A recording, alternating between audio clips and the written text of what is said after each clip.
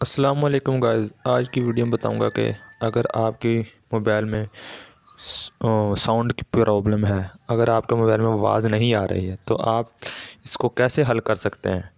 तो सबसे पहले आपने हमारे चैनल को कर लेना सब्सक्राइब और वीडियो को देखना मुकम्मल। तो दोस्तों वीडियो शुरू करते हैं। तो सबसे पहले दोस्तों आपने जाना सेटिंग।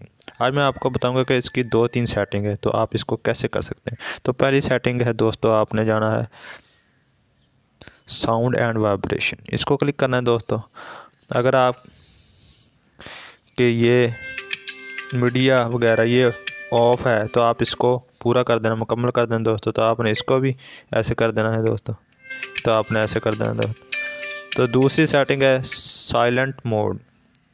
अगर आपकी ये ऑन है तो आपने इसको ऑफ़ कर देना है। तो ये यहाँ से भी आ जाता है, आप इसको आपने ऐसे कर देना है। तो तीसरी सेटिंग है दोस्तों, तीसरी सेटिंग है दोस्तों डू नॉट डिस्टर्ब। आपने इस पर क्लिक करना है दोस्तों। अगर ये ऑन है तो आपने इसको ऑफ़ कर देना है दोस्तों।